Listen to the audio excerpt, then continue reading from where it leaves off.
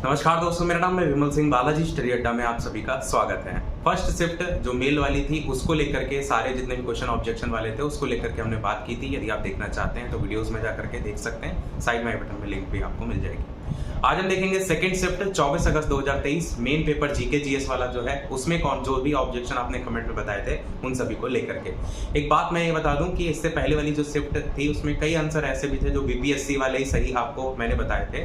तो मेरा काम जो एग्जैक्ट फैक्ट है वो आपके सामने रखना है, बाकी किसी प्रकार का कोई शुल्क तो है नहीं ऑब्जेक्शन को लेकर। आप जितने क्वेश्चन हम बता रहे हैं सब में ऑब्जेक्शन कीजिए, वो तो आपके ऊपर है। सेम चीज यहाँ पर भी है, जो आप ऑब्जेक्शन कर रहे हैं उनमें से कुछ क्वेश्चन ऐसे भी हैं जिन पर प्रश्नों में पूछा क्या गया उस पर भी ध्यान देना जरूरी है।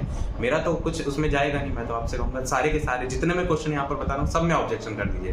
पर मेरा काम है जो सही है उसको भी बताना, जो गलत है उसको भी बताना। बाकी आप स्वतंत्र है, जो आपको सही लगे वो आप मान सकते हैं। सबसे पहला क्वेश्चन देखिए, मेघ गर्जन जो है उसके समय इनमें से क्या जो है वो सुरक्षित है।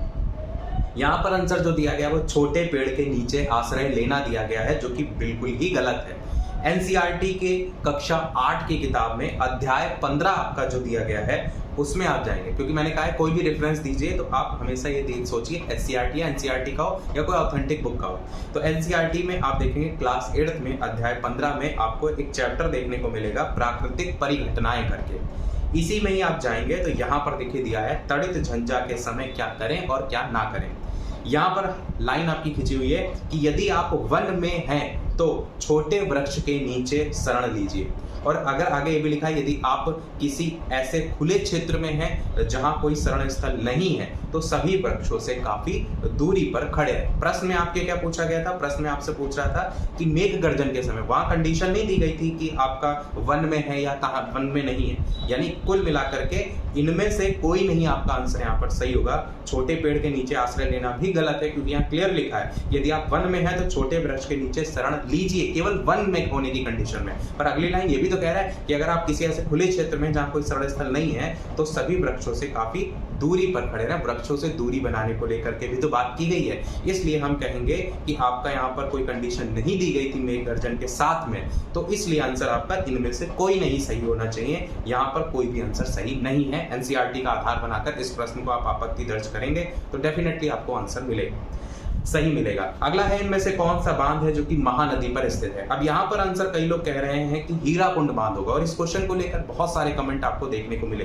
परंतु क्या आपने दुधवा बांध और घुमरा पदर बांध करके जो है क्या उसको सर्च किया? अब इसको अगर आप देखेंगे साइड में, दुधावा बांध या दुधवा बांध जो है ये कहाँ है? तो भारत में छत्तीसगढ़ के धमतरी जिले में जो है आपका स्थित है। और इस बांध का जो निर्माण है वो समय देख पाएंगे, और ये कहाँ पर है? महानदी पर है, महानदी पर स्थित है। और प्रश्न यही तो पूछ रहा था कि कौन सा बांध महानदी पर है, तो हीराकुंड बांध तो है ही है, परंतु आपका जो हमने दुधवा बांध बताया वो भी तो महानदी पर है, तो वो भी तो सही हुआ। जब दो ऑप्शन सही हुए तो इनमें से एक से अधिक हो जाएगा।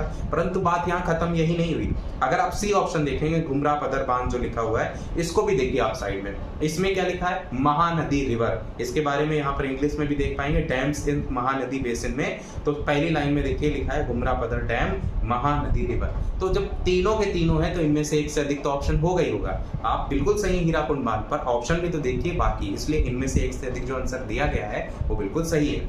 अब अगला क्वेश्चन, बिना दोहराव के अंक 0, 1, 2, 3, 4 का उपयोग करते हुए कितनी 4 अंक की संख्याएं बनाई जा सकती हैं? आंसर इनमें से कोई नहीं दिया गया है, परंतु कई लोग कह रहे हैं कि इसका आंसर 120 होना चाहिए। अब आप देखेंगे यहाँ पर साइड में एक सॉल्यूशन, जिसमें आप देखेंगे इसी प्रश्न को, सेम यही प्रश्न है जिसको सॉल्व किया गया है, और यहाँ पर आप आंसर देखेंगे 96 देखने को मिलेगा। प्रायिकता का जो फॉर्मूला होता है n फैक्टोरियल अपॉन में r फैक्टोरियल ब्रैकेट में n माइनस r फैक्टोरियल से सॉल्व करेंगे तो 4 गुणे 4 गुणे 3 गुणे 2 और ऐसे करके 96 आएगा। इसी सेम क्वेश्चन को आप एक और सोर्स के माध्यम से भी देख पाएंगे साइड में, जहां पर आप इसी सेम क्वेश्चन को 4 गुणे 4 गुणे 3 गुणे 2 96 देख पाएंगे। तो यहाँ पर जो आंसर होगा वो इनमें से कोई नहीं, जो दिया गया वो बिल्कुल सही है। यहाँ पर एक्चुअल में आंसर 96 आना चाहिए था, इसलिए जो कि किसी भी ऑप्शन में नहीं है। चलिए देखते हैं अगला क्वेश्चन। अगला कह रहे हैं किस तिथि को अगस्त क्रांति 1942 के दौरान लेनलिथगो ने पटना और उसके आसपास की भीड़ पर गोली चलाने का आदेश दिया था? आंसर इनमें से क्या दिया गया? इनमें से कोई नहीं दिया गया। ये क्वेश्चन जब आंसर की आई थी तभी मैंने बताया था कि गोली चलाने का जो आदेश है वो 11 अगस्त को दिया गया था, और जो प्रस्ताव पारित हुआ था वो 5 अगस्त को हुआ था। ऑप्शन में 5 अगस्त है, परंतु प्रश्न में प्रस्ताव नहीं पूछा गया है। प्रश्न में गोली चलाने का आदेश पूछा गया है। 11 अगस्त आंसर होगा, जो कि किसी भी ऑप्शन में नहीं है, इसीलिए इनके द्वारा ऑप्शन इनमें से कोई नहीं जो है वो दिया गया है। तो समझ गए होंगे यहाँ पर जो आंसर दिया गया वो सही दिया गया है। अब अगला क्वेश्चन देखिए, ये डाउट वाला आपका है कि इनमें से कौन सा विद्रोह आंदोलन लंबी दाढ़ी रखने पर कर लगाए जाने के कारण हुआ था। यहाँ पर जो आंसर दिया गया है वो वहाबी आंदोलन दिया गया है और एक्चुअल में इसका आंसर फराजी आंदोलन ही सही होगा। काफी लोगों ने कमेंट बताया है और आपको अगर सर्च करेंगे तो देखने को भी ये मिलेगा कि मीर नीथर अली और Titu Mir inspired the Muslim tenants in West Bengal to rise against landlords mainly Hindu who imposed a beard tax on the Faraizis. तो फराजीज से ही रिलेटेड है आपका ये आंदोलन, यानी कि ये भी आंसर इन्होंने गलत दिया है बीपीएससी ने। वहाबी आंदोलन आंसर नहीं होगा, फराजी आंदोलन ही आपका आंसर होगा। एक और सोर्स आप यहाँ साइड में देख पाएंगे जिसमें सेम यही लाइनें आपको देखने को मिलेंगी, जिसमें tax on the Faraizis and British indigo planet करके आपको देखने को मिलेगा। चलिए देखते हैं अगला क्वेश्चन। लाइक शेयर जरूर करते रहिएगा। अगला है क्वेश्चन, निम्नलिखित आंदोलनों में से किसका भारतवर्ष के अंतर्गत बहुउद्देशीय परियोजनाओं के विरुद्ध शुभारंभ जो है वो किया गया था। अब यहाँ पर जो आंसर दिया गया वो दिया गया इनमें से एक से अधिक, पर कुछ लोग कह रहे हैं कि टिहरी बांध आंदोलन होगा। एक साइड में आप पिक्चर देख पाएंगे जिसमें क्लियर लिखा है the two social movement launch against multipurpose project are Narmada Bachao Andolan and Tehri dam आंदोलन। दोनों सही, दोनों के दोनों आपके होंगे, यानी नर्मदा वाला भी होगा और साथ ही साथ टिहरी वाला भी होगा। इसलिए आंसर इनमें से एक से जो अधिक दिया गया है वो बिल्कुल सही है। अगला देखते हैं आपका अगला क्वेश्चन, ये वाला है जो आपका डाउट वाला है। जितने लोगों ने कमेंट किया था कि इनमें डाउट है, उन सभी क्वेश्चनों को हमने यहाँ रखा है। समुद्र पारीय भारतीय नागरिकता, जिसको IOIC कहते हैं, योजना भारत में इनमें से किस अधिनियम के द्वारा प्रारंभ की गई थी। इसका आंसर जो दिया गया है आयोग की तरफ से नागरिकता संशोधन अधिनियम 2003 दिया गया है, जो कि पूरी तरीके से गलत है। क्यों? ऑफिशियल वेबसाइट का यहाँ पर पेज देखिए, ये ऑफिशियल वेबसाइट है cgisf.gov.in, जिसके आगे लास्ट में .gov लगा होता है, वो गवर्नमेंट की वेबसाइट होती है। अब यहाँ पर जनरल इंफॉर्मेशन ऑन OCI के बारे में दिया गया है। The overseas citizenship of India scheme has introduced by amending the citizenship act 1955 इन अगस्त 2005, यानी कि 1955 एक्ट के जरिए ही आया है और यहाँ पर आंसर 2003 दिया गया है, जो कि पूरी तरीके से गलत है। यानी आंसर यहाँ पर क्या होना चाहिए, नागरिकता अधिनियम 1955 यहाँ पर सही होगा। यानी इस प्रश्न में भी आप आपत्ति दर्ज करेंगे।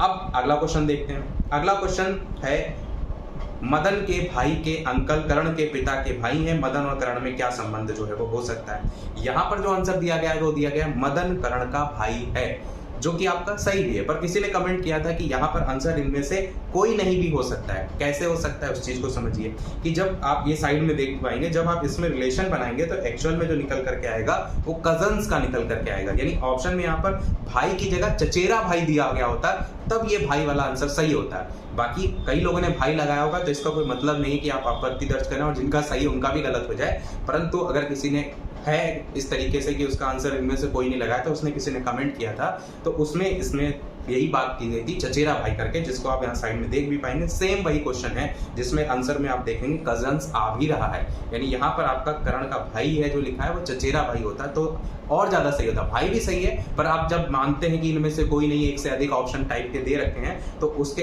कंडीशन में हम कह सकते हैं यहाँ पर कजन्स करके या चचेरा भाई होता तो इनमें से कोई नहीं ऑप्शन को लेकर के भी सही माना जा सकता था।